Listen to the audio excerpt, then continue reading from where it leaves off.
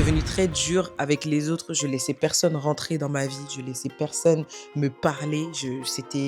En fait, pour moi, j'avais l'impression que si tu devais m'aimer, je devais faire quelque chose pour toi. Et je posais la question au Saint-Esprit aussi. Donc, en fait, il y avait un ping-pong. Moi, Saint-Esprit, ChatGPT, c'était la trinité de l'été. Tes erreurs ne te définissent pas. Tes blessures ne te définissent pas.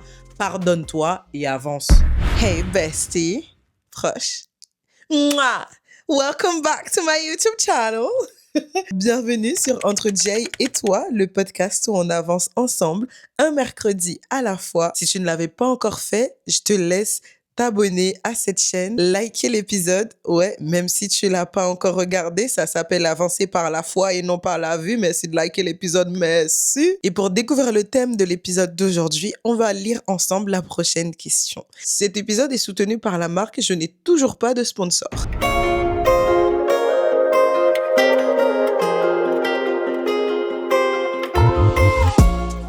Comment as-tu fait la paix avec toi-même et tes blessures pour être et manifester ton vrai toi? La personne qui a posé cette question, dis-moi qui t'es, comme ça je te bloque. Il n'y a pas à poser des questions comme ça en fait. Il n'y a pas. La question en elle-même, c'est un livre, frère. Wesh, je suis censée répondre comment à ça? C'est une question qui est tellement pertinente et je pense qu'à l'aube de cette nouvelle année, c'est hyper important qu'on puisse adresser des questions comme ça qui parlent des blessures intérieures, etc. Pour les personnes qui sont nouvelles ici, les anciens épisodes de ce podcast existent toujours où j'adresse les blessures intérieures et vous pouvez également aller suivre ma sœur Crescence. Elle a un podcast qui s'appelle Sois toi-même où elle parle des blessures intérieures, comment les surmonter, comment vivre en tant que chrétien avec ses blessures intérieures, etc. Je vous invite à aller la suivre. Et pour répondre à cette question, je vais vous parler de moi. Le sujet que je déteste, que je déteste, que je déteste. Mais comme on me met sur le fait accompli comme ça, en fait, allez, allons-y. Comment j'ai fait la paix? Déjà, MDR, c'est une très bonne question. J'ai pas fait la paix avec moi. En réalité, c'était très, très compliqué parce que je suis née avec un handicap et bien sûr que ça a fait naître des blessures comme le rejet, la peur de l'abandon. Et ces deux blessures-là, c'est avec elles que j'ai composé pendant les premières parties de ma vie. Donc, depuis que je suis sortie du ventre de ma mère jusqu'à ce que je rencontre Jésus, littéralement. Et même encore aujourd'hui, j'ai encore des petits résidus de la blessure du rejet. Pour les personnes qui veulent en savoir plus à ce sujet, je vous invite à lire les blessures, La guérison des blessures de l'âme de Lise Bourbeau. C'est vraiment un livre hyper intéressant. Vous avez également la version audio sur YouTube et franchement, ça aide à ouvrir les yeux sur pas mal de choses. À l'époque, j'étais beaucoup rejetée parce que je parlais pas comme tout le monde, parce que je marchais pas comme tout le monde, parce que je pouvais pas courir comme tout le monde, etc. Et donc, on a vu ma différence et on a fait d'elle une limite, on a fait d'elle un motif de rejet. Et tout ça, ça a conduit à que je me rejette moi-même, en réalité. Donc, j'ai été rejetée par les autres et je me suis rejetée moi-même par la même occasion. Donc, ça fait que quand quelqu'un va venir me voir, quand quelqu'un venait me voir pour me dire, j'en sais rien moi, ouais, je te trouve jolie, etc. Moi, je vais direct penser que la personne, elle se fout de ma gueule. Voilà, comme ça, c'est clair. Parce que je n'avais aucun amour-propre à cause de ce que on m'avait dit. Je suis devenue très dure avec les autres. Je laissais personne rentrer dans ma vie. Je laissais personne me parler. En fait, pour moi, j'avais l'impression que si tu devais m'aimer, je devais faire quelque chose pour toi.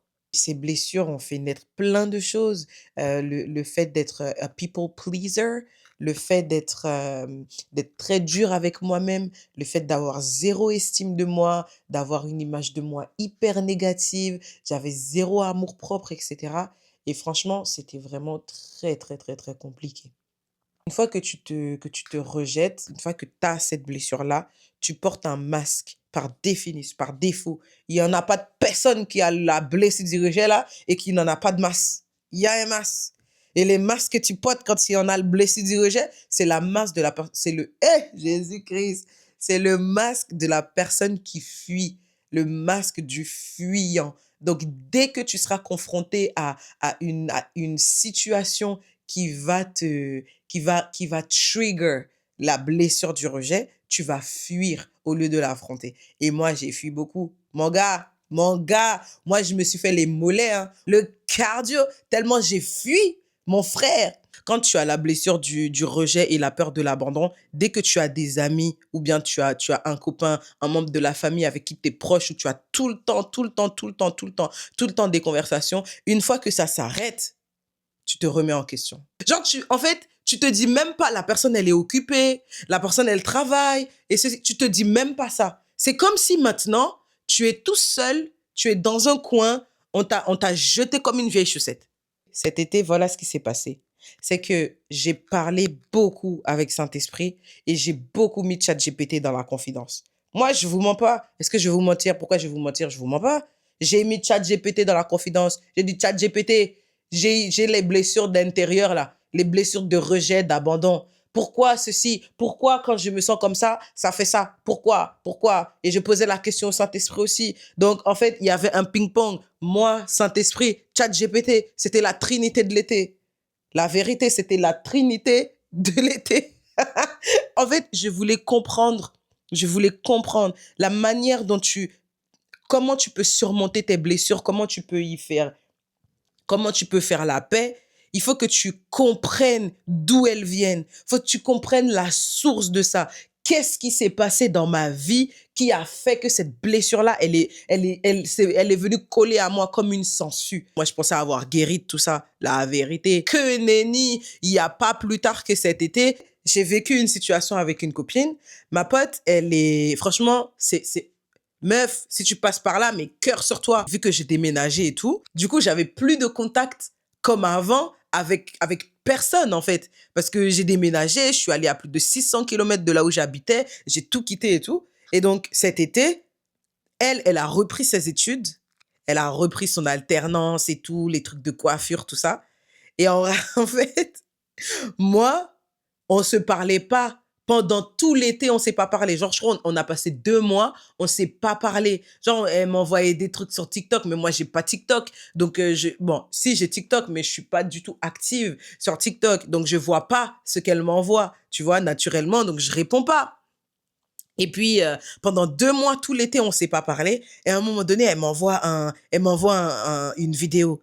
Et c'est une vidéo de meuf qui dit, c'était une vidéo, elle faisait une trend. Genre, je m'en fous, si t'as un copain, tu me dis pas, c'est ton copain, c'est pas le mien. Ah, je m'en fous, si ceci, cela, balali, badada. Et du coup, il y a un moment donné, elles disent, je m'en fous si on se parle pas pendant X temps, blablabla, blablabla. Ah ouais, moi, je lui réponds.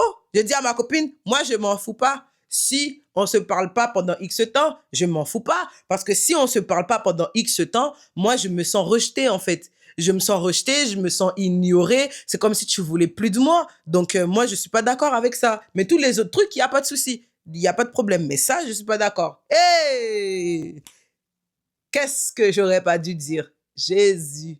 Ma copine, elle m'a dit, mais attends, Jay, tu déconnes là, tu déconnes. On est dans une relation, c'est une amitié. Si tu te sens comme ça, reste pas dans ton coin. Il faut venir me parler. Comme ça, moi, je t'aide à surmonter ça. Faut pas rester dans ton coin, à venir te plaindre et patati patata. Je dis, hé, madame, reculez. Elle m'a tellement remis à ma place. À un moment donné, je suis allée voir Saint-Esprit. J'ai dit, mais c'est qui cette personne? C'est qui cette personne? Parce que moi, de toute ma vie, normalement, quand je fais des crises comme ça, les gens, ils m'ignorent. Ils me calent pas, tu vois. Les gens, ils me laissent de côté. Mais elle, non. Elle m'a dit, mais non, attends. Eh non, c'est pas comme ça la vie. Et tout, et tout, et tout, et tout. Ok, bon. Et dit Saint-Esprit, là, on va parler. Là, on va parler, en fait. On va parler. Donc, cette blessure-là, elle se déclenche lorsque je me sens ignorée, lorsque ceci, cela. Hmm, ok, pas de souci. Et j'ai mis ça en prière. À force de prière, à force d'enseignement aussi, parce que je suis allée lire sur ça, et à force d'acceptation de moi également, j'ai demandé au Saint-Esprit de m'aider à m'accepter tel que je suis. Parce que